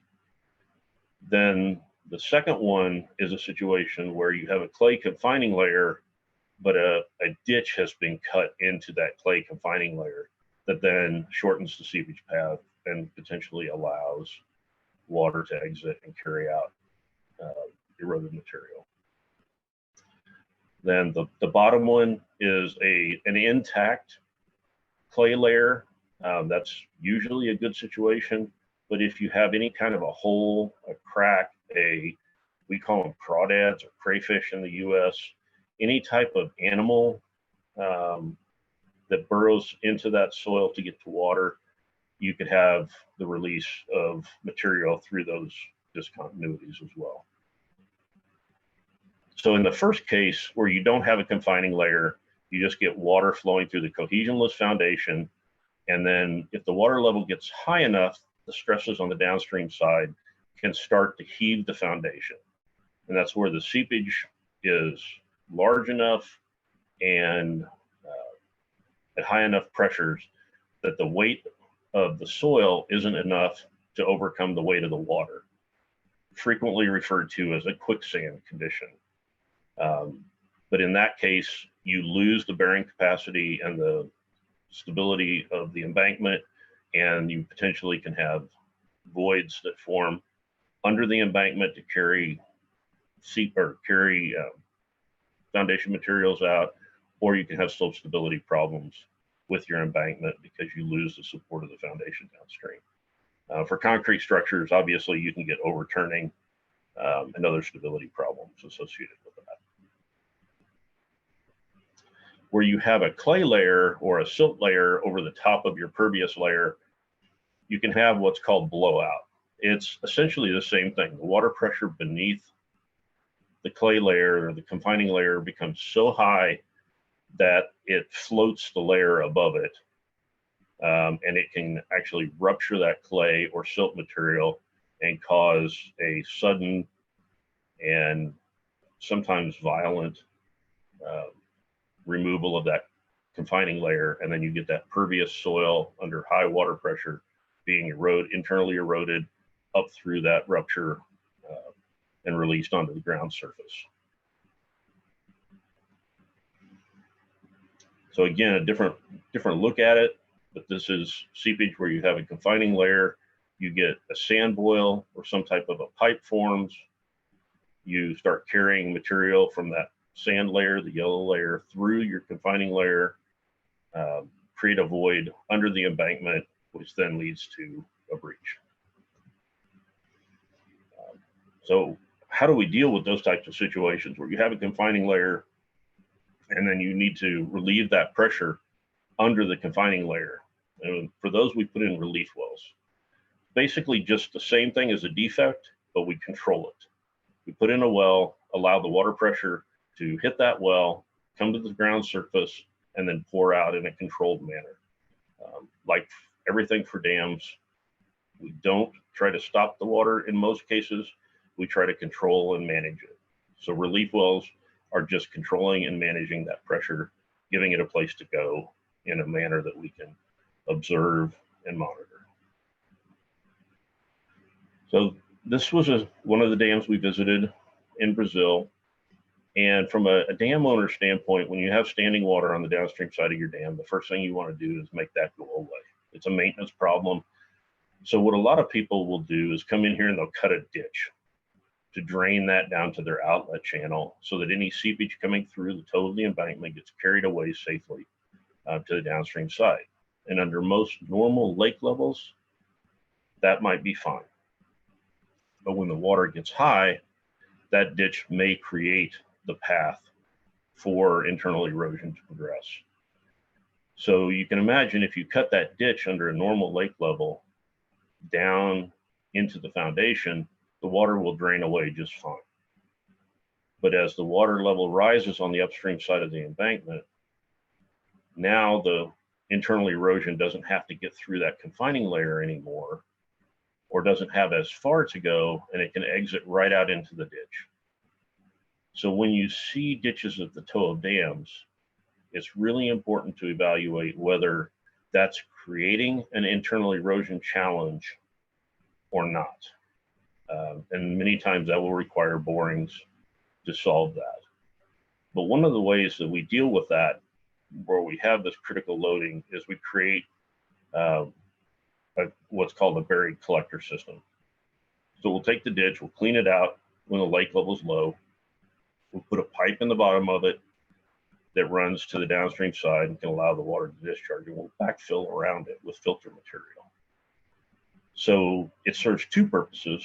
One, it drains the water away effectively during normal lake levels, but when the lake's high, it also collects the water, drains it away, but it has a filter that allows any seepage through the foundation of the dam to be collected safely, and any internally eroded material to be stopped at that filter.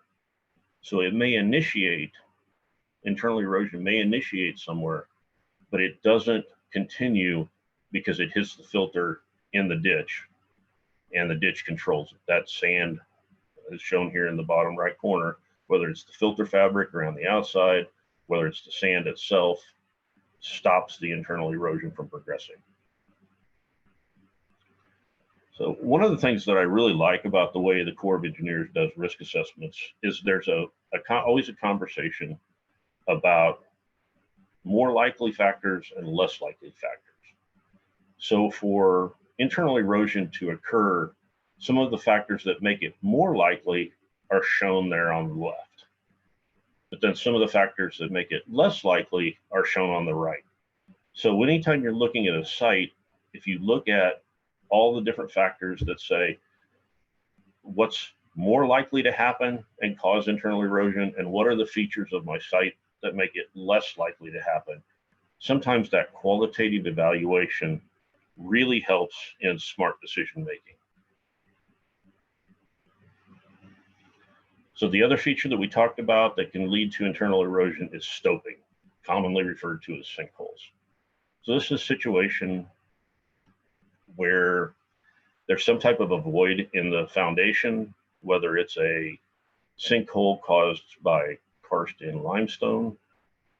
So, limestone solutioning over time, creating caves, whether it's gypsum in the foundation that's dissolving, or whether it's even something like a conduit, a pipe through the dam that's not sealed.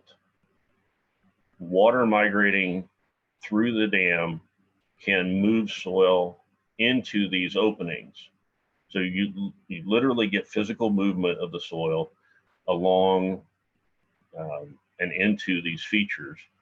And the soil can erode into cavities in the rock that makes it very difficult to detect something like this happening. The soil doesn't necessarily go to the surface. It gets eroded into the rock. So again, as I mentioned, where you have pipes through embankments, if the joints of those pipes aren't sealed, you could have the same thing happening where your embankment gets carried, your soils from your embankment gets carried into the pipe and then discharged into the river downstream. So you never see it happening. Very difficult to detect. So from an inspection standpoint, it's important to inspect your conduits, whether they're big enough to walk or you have to put a crawler in there with a camera, making sure that there aren't open joints that allow water or soil to be carried away and not detected is a very important feature of inspections to prevent internal erosion into openings, man-made openings. Now, rock defects are usually handled by foundation treatment, isolating the embankment from the foundation, like we showed with grout, slush grouting, bulkheads, making sure that the embankment can't move into the rock. Also, foundation grouting to fill any voids that are in the foundation to prevent that from happening. It's usually very difficult or impossible to detect this type of a thing happening. We use instrumentation for that, piezometers. When you see foundation changes in the, pressure changes in the foundation, in the rock, you know something's changing. So you may be able to pick it up that way. You may be able to pick it up with instruments at the base of your embankment if you see water pressure changes in your embankment. But visually, there's usually not any evidence of this. It's very hard to detect. So continuation, we've talked about, is where there's no filter mechanism or other means to stop it once it starts. If you have a filter, internal erosion may start, it may initiate, but it can't continue. So that's the second phase of a risk assessment. Can it continue? Again, bottom right there, soil moving into a conduit or into the open joints and rock allows it, internal erosion to continue. Upstream filters, crack stoppers, is another good way from a design standpoint to stop internal erosion from happening. If a crack or some type of feature opens up through the core of the embankment, upstream sands and filter materials can move into those voids, those cracks, fill them and stop it from happening as well. So a lot of times you'll see people say, why do you have an upstream filter on an embankment? It's not necessarily a filter. I mean, it's to isolate the fine-grained core from the coarser material upstream. So it does act as a physical filter to separate the two, but it's also a crack stopper to move material into any voids that would happen and stop internal erosion. I wanted to show this cross-section because this is a dam that I work on that has significant internal erosion problems. And because of that, it has numerous features to stop internal erosion. So this is a structure that's on a karst site that has the potential to develop large voids beneath the dam. In this case, the designers were not able to create a positive cutoff. There's a grout curtain under this dam, but it's not necessarily considered a positive cutoff, like a concrete wall would be under the dam. So they deal with it from other protective ways in the embankment design. You're looking at a very wide core. You see that upstream crack stopper zone, that yellow number 2 there. You also see a dark zone on the upstream side. That's some coarser gravel material, so that if a void were to form in the foundation and the failure start to progress into the embankment, this coarse material would fall down into those voids and plug them up. So they even put that stopping the progression zone in here by putting a coarse material in to fill any large voids that might form. You see upstream filters against the foundation. They're number 7 on the upstream side, so that if any cracking happens along the upstream side, you've got those crack stopper zones.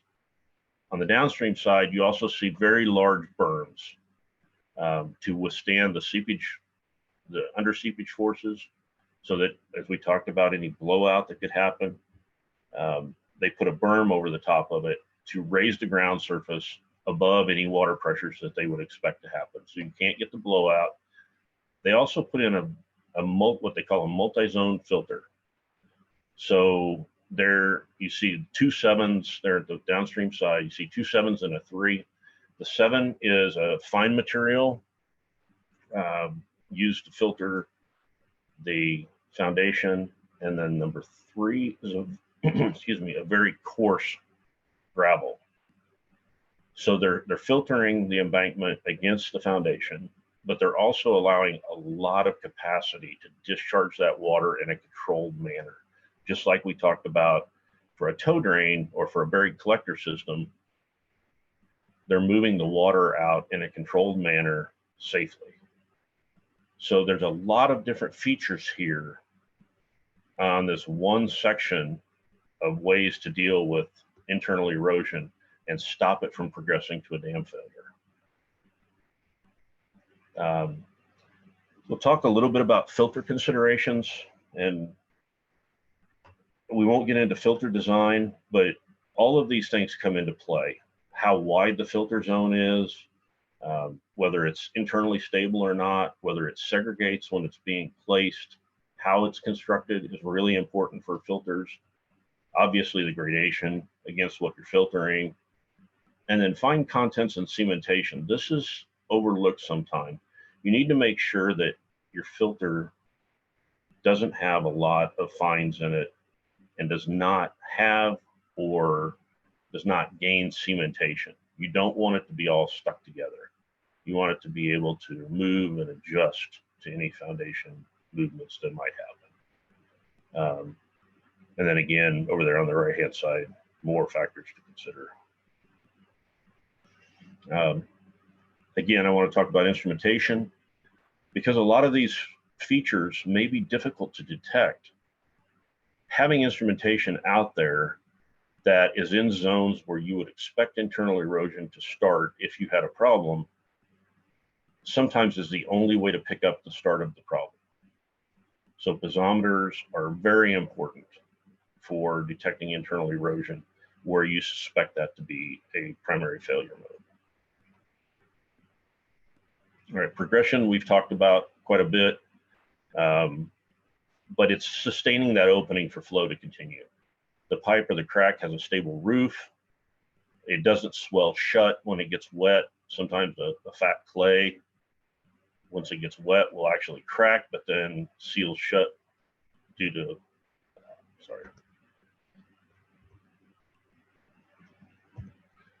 due to wetting. And again, we talked about the hydraulic conditions. If the lake level falls quickly, internal erosion may not actually progress. Those upstream filter zones actually can also serve to limit flows. You may get situations where the water can only move so fast through those sands that you put in as upstream filters, so the volume is limited to the point that it will stop internal erosion from progressing. So what does it look like when we talk about forming a roof? Here's 3 different examples. These look like rock on the right-hand side, but they're actually a cemented soil that can actually form roofs and then allow soil to be piped out from beneath it.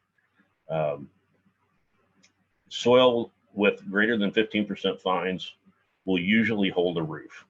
So that's what you need to look at if your core material or other materials have 15% fines, they'll hold a roof.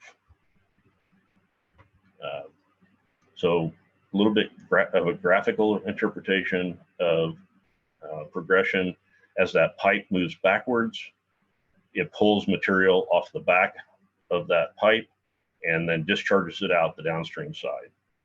So the dike, so it's shown there as a dike above the orange, is forming a roof. The sand's being carried away by flow, moving through it and discharging it to the river.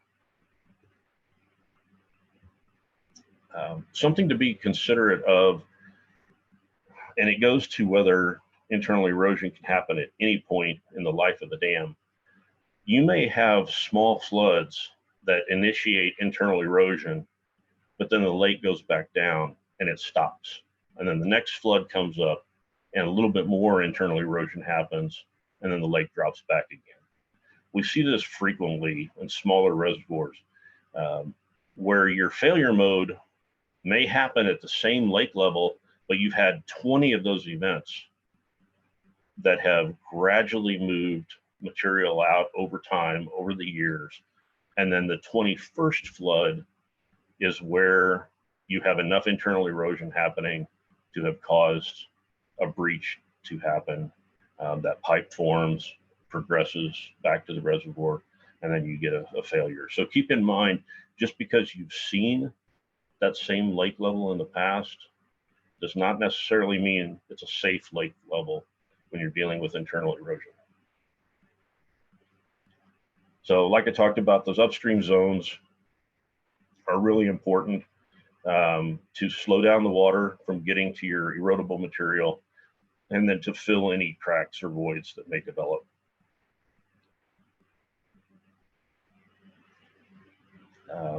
Another graphic detail of that dam that I talked about, we put in grout curtains to create positive cutoffs and stop flow beneath dams, and to decrease the water pressures that get to the downstream side. But we also put downstream filters, multiple series drains, and then upstream zones that actually create crack stopping and flow limiting features in the upstream side of the dam as well. Not the same intent as the downstream filter. Inspections are really important for picking up internal erosion. Some features you're not going to see, but if you get sand boils at the toe, that's a really good indication you've got internal erosion happening, or material being deposited on the ground surface, whether it's coming out in a circle or whether it's coming out in a delta in a fan form. Also on the downstream slope, watch for features that look like surface erosion, but the grass is still there, or the surface material is still intact. Those features tend to happen when those pipes collapse. You know, that progression holding a roof feature, if those collapse, you get these linear depressions that are perpendicular to the dam that still have the surface cover intact. So that's a good indication it's not surface erosion. It's something going on in the subsurface that needs to be checked out. Intervention. You can stop internal erosion if you can see it, usually.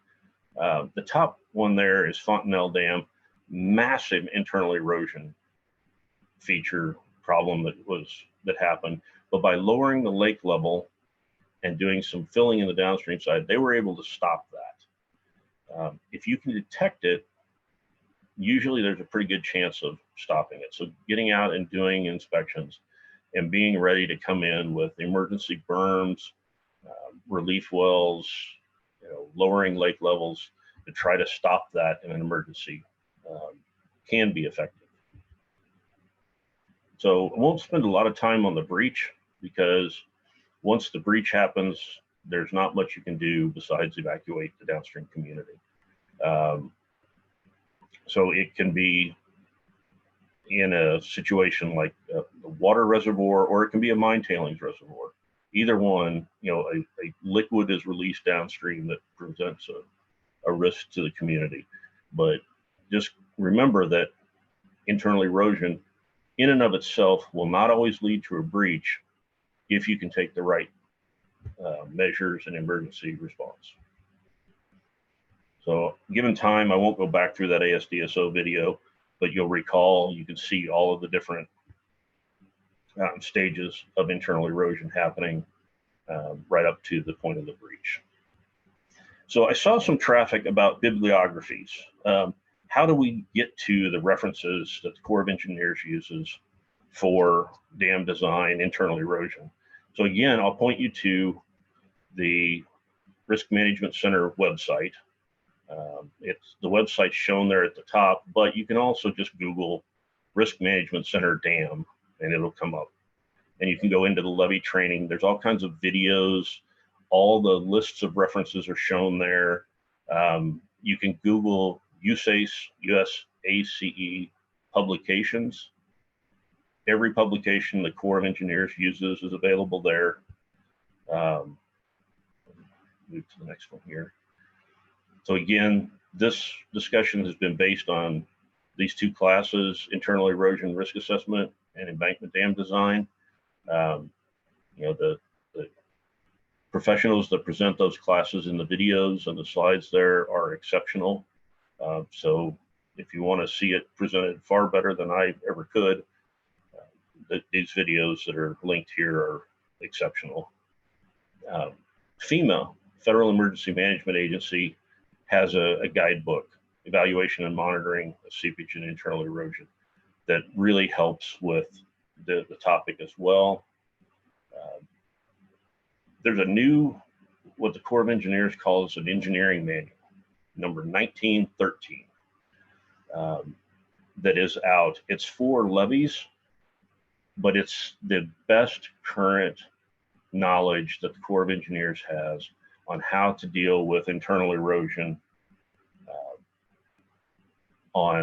primarily on sand foundations or alluvial foundations. So it's in draft form right now. So I wanted to put this up so that you can see that. Make sure if you're looking for it, get the April 2022 version. There's a previous version, I think it's 2000, that's been superseded by this one. It's exceptional. And it considers all of the vast geological differences across the United States. Much like Brazil, we have far different regions, far different foundation conditions, far different hydraulic conditions and hydrologic conditions. This takes those types of things into account where previous guidance didn't. If you want to get into some of the bigger seepage analysis for larger dams, this engineering manual 1901 would be your go-to. It's older, it was updated in 1993, but it's still valid, still a good reference, and still an important one to go through for all of the analyses. And it covers all these same topics, but gets into the design features, filter criteria, calculation of gradients, seepage gradients, all of the design and evaluation features you would want. So I'll point out as a last parting thought that each of these slides and topics is at least a full day discussion in what the Corps of Engineers does for for internal erosion training. So this is a high level overview. All that other information's out there. Obviously we could put more discussions together, get experts in that talk about all the details of all of these individual features and concerns and risks. But I encourage you, if this is an area of interest for you, to seek out those other references, and it will lead you down a long path of analyses, evaluation, and ultimately to a point where we can slow or stop that 50% of dam failures that occur due to internal erosion. So, okay, thank you all for your attention. Thank you for dealing with our technical difficulties, and I understand there are questions out there. I'll be happy to help with what I can. So I will stop sharing this and we'll work from. Ok, Bill, eu vou fazer as perguntas, vou tentar, não vai So dar tempo. Bill, I'm going to ask the questions, a few questions. We're not going to have time to ask all of them. So let's start with the first one. How does Usace assess the monitoring of dams, and what are the main instruments or mechanisms for us to do that, so that we can do that? So the flippant answer is all of them. The Corps of Engineers uses all the most appropriate instrument for the situation. So when you're looking at internal erosion, you'd be talking about piezometers for the most part, open tube, vibrating wire, grouted in place, some way to measure water pressure, downstream weirs to monitor flow from your filters and in your downstream channels, Surface deformation monitoring to measure for any of those features we talked about, any type of settlement, unusual deformation that might be happening because of internal erosion. But big picture, from a dam safety standpoint, we try to look at every potential failure mode for that embankment and then select instruments and response triggers, thresholds that tell us when and if we have a problem specific to that failure mode. So for internal erosion, again, it's going to be water pressure monitoring and flow monitoring primarily. Obrigada. Segunda, qual é a probabilidade dessa... Second question, what is the probability of this erosion starting due to the deviation of humidity being different from what was set forth in the design phase? Let me clarify a term. The humidity, I'm going to take that as saturation levels. And it depends on what was assumed in the design. So there's actually, I have it right here. There's an entire notebook on establishing and estimating probability for internal erosion. So if you have different saturation levels, different seepage conditions than what you assumed in design, you absolutely should look at those when you exceed your design levels, or if you see higher water pressures or more seepage at a given lake level than was assumed in the design, you absolutely should go back and evaluate how critical those are. You can get into probabilities, that's what this is, and estimating what the probability is of a breach due to an increased water level.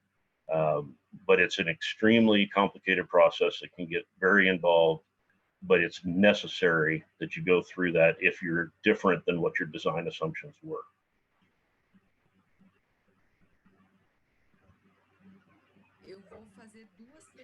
I have two questions now that have to do with piezometers, and I believe that the answer is going to be easier if we join the two questions. Could you please list what kind of care we should have when installing piezometers to avoid internal erosion? Are there documents that teach us how to install piezometers? Do we need special care to install piezometers in the draining carpets, draining soils? I would like you to mention how to install piezometers whenever we have clay in the dams, please. Yeah, both of those are personal favorites of mine. They're near and dear to my heart because I spent a lot of time doing exactly that. So installing piezometers in a drainage layer is a challenge because you don't want to contaminate your drainage layer when you're installing your piezometers. So using dry methods that don't use drilling mud to get through your embankment and into your drainage layer will be important. A cased, a hollow stem auger where you're drilling into it with a confined borehole without using water, or at least not using water when you're in your foundation or in your drain, to open that hole up, but then getting a good seal above it. So you're going to want to grout the top of that piezometer in place in the embankment, but you want it open in the drain. Sometimes we'll use bentonite pellets that we can get down the hole to seal that. We've used packers that we manually inflate and then fill them with grout to seal it so that we keep our filter clean. We've used self-packed piezometers that end up, you actually take the piezometer, you put a bag around it with sand in it, lower it into the hole, and then that becomes the seal that you then grout above that. Obviously, you've got to be very careful with that, but I would say not using drilling mud, not using a lot of water, using augers in your drainage layer. And yes, there is Corps of Engineers guidance on drilling through embankments. It's in that publication, Usace publications, and I don't remember the exact title or number, but it's directly related to drilling in embankment dams.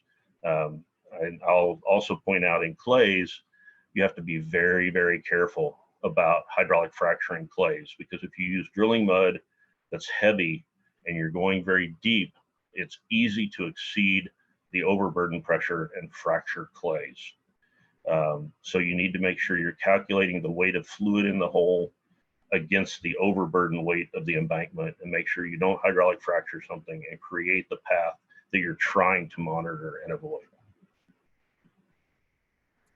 Obrigado.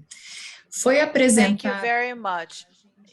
An image of internal erosion was presented because of a hole caused by an animal, for instance. Due to that, I ask you, this erosion, internal erosion scenario could be caused by drilling a well to downstream from the dam? Yes, it definitely could. We install relief wells downstream of dams, and we make sure that we get them sealed through the cover. So if you have a clay layer on top of a sand layer, you want to make sure that well is well sealed against that clay, because otherwise you've created a path through that clay layer. You've created that internal erosion continuation path. The same goes if you don't have a confining layer. You want to make sure that any well that you put in is well packed, well sealed, so that you don't create those layers. And again, there's Corps of Engineers guidance out there for sealing wells and relief wells and how to put them in and make sure that they don't create that path. So yes, very good point that anytime you're drilling in or around a dam, take special care and make sure that everything's being done so that you don't create more problems than you're trying to solve. Ok. Se possível, gostaria de saber se a Usace tem trabalhado com alguma metodologia para definição de níveis de controle da instrumentação com a finalidade de controle de processos erosivos. Se recomendam avaliar a variação de gradiente hidráulico entre piezômetros para correlacionar com a suscetibilidade à erosão interna.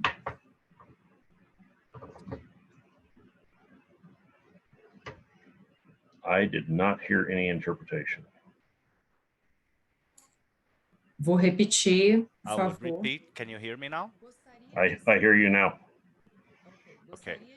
I would like to know if Usace has been working with any kind of methodology in order to define the control levels of the instruments being used, with the goal of controlling the procedure, the erosion process, or if you recommend to assess the variation of gradients, the hydraulic gradients between piezometers in order to correlate them with the susceptibility to internal erosion. Okay, so I'm going to interpret that to mean threshold levels. So what action levels do you set? How do you set those for piezometers to monitor specifically for internal erosion? And this goes back to that design question. You make design assumptions on what your phreatic surface level is going to be, what your seepage line in the embankment is going to be, and in the foundation. They're not necessarily the same. You could have one seepage line or phreatic surface line, pressure line in the foundation, one in the embankment.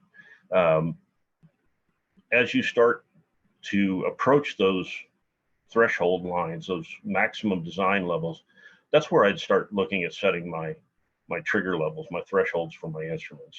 If, just like I said, if you, at a given water level, lake level, if you're exceeding what you thought your water pressure line was in design, then you need to take a look at that. So that's how I would set them, is based on your original design assumptions for internal stability, slope stability, whatever you're trying to monitor would be based on your original design features. Ok. Como se All prevenir? right, so how to prevent a beginning of erosion from a failure in the filter of the dam? How to keep it from how to avoid it starting at all is the way I'll take that question. And that goes back to the internal stability of the soil, looking at all of your foundation materials, making sure you don't have soil that's internally unstable before you ever start.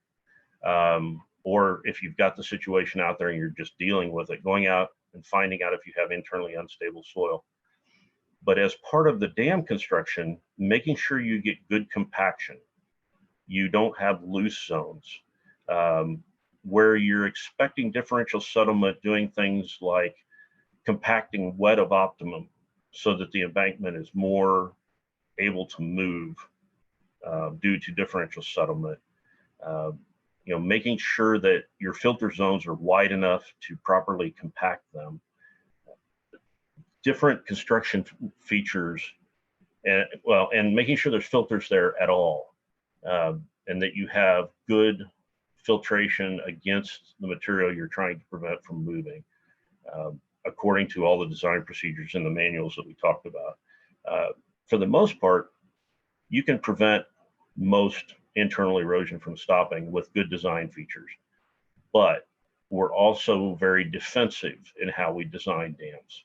We have to assume we're not going to find something, we're going to miss something, and then we put filters and design features in place in case something happens we didn't expect.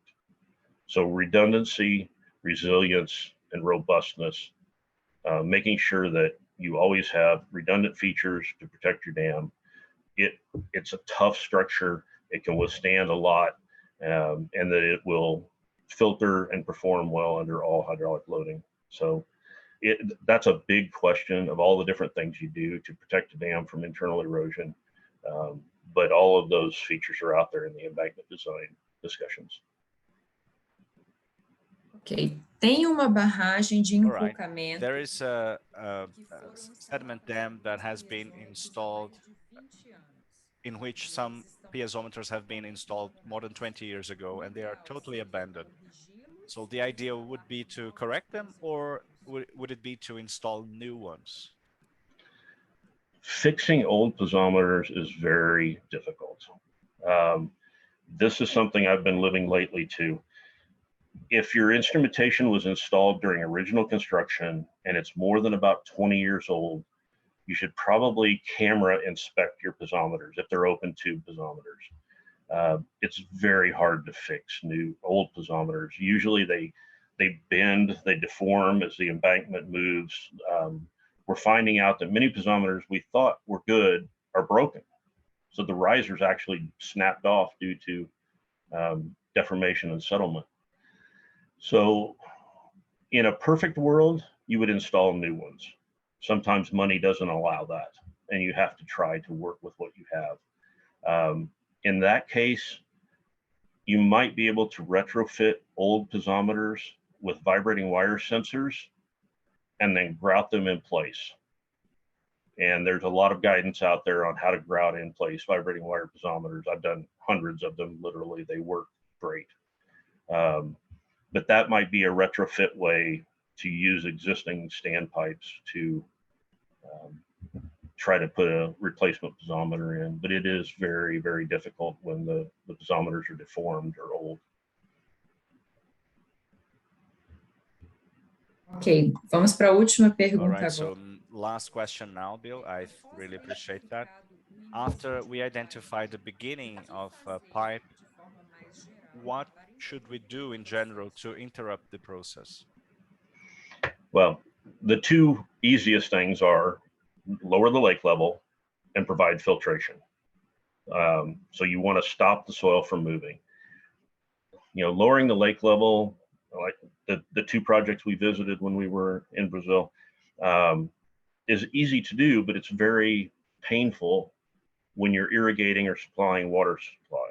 So people really want to hold their lake levels and operate their lakes as normal. In that case, you want to go install filtration on the downstream side. So whether that's digging a trench and putting sand in it, putting a filter berm where you put sand on the ground surface and then put soil weight above on top of that, somehow stopping the soil from moving is the cheaper and easier approach. The perfect approach is putting a cutoff wall through the dam, stopping the water completely. But in most cases, that's not practical from a cost standpoint or from a construction standpoint. So I won't get into those details, but I'd be remiss of not telling you stop the water, because that's the ideal solution. But if you can't, put in filtration that will stop the soil from moving, collect the water, control it, measure it, and then that should arrest your internal erosion issues by providing filtration. Ok, chegamos ao fim. All right, so we just reached the end. This was the last question we had on queue for our Q&A. So I would like to take this opportunity to really say thank you for your patience with us and the technical issues that we had, and sometimes they get out of hand, and so we are all now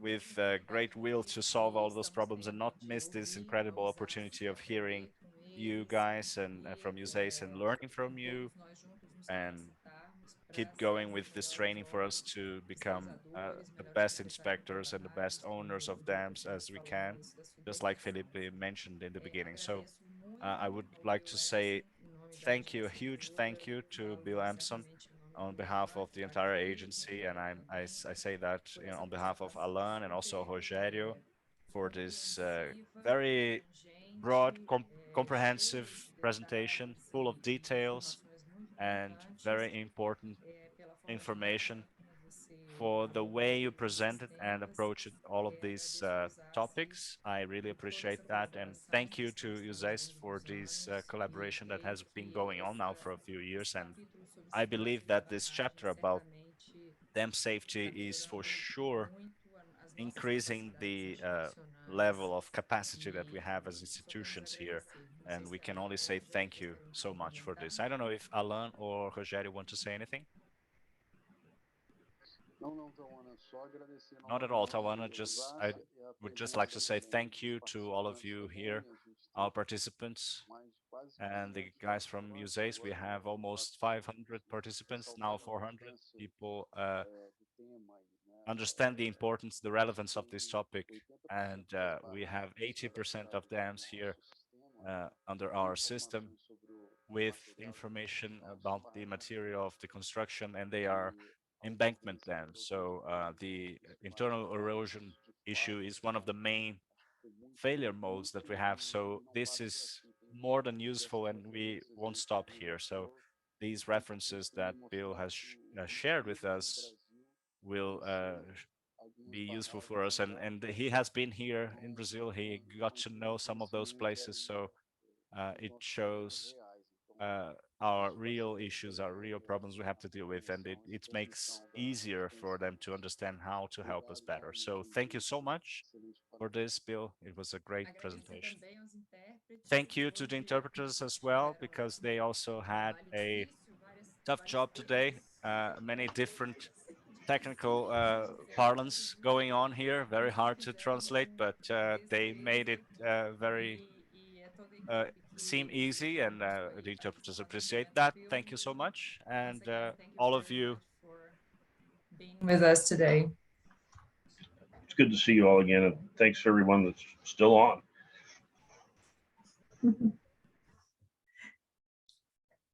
Então, só para relembrar. So again, just to remind you, we are going to send you the certificates. We do have your names here, so in 15 business days, you will get your certificates. This series of workshops will not end here. We still don't have a next date, but as soon as we have it, as well as the topic that we are going to explore, of course, we are going to invite you all, and we have many other events going on within this contract with Usace and Ana. So that includes training, and we are working to make this program as comprehensive and broad as possible. So thank you again. In a few days from now, we are going to make this video available on the Ana YouTube channel, so you all have access if you want to rewatch it or see anything again. So the presentation will also be available, and the references, the bibliographic references will be mentioned as well, will be made available. Thank you all. Have a great day.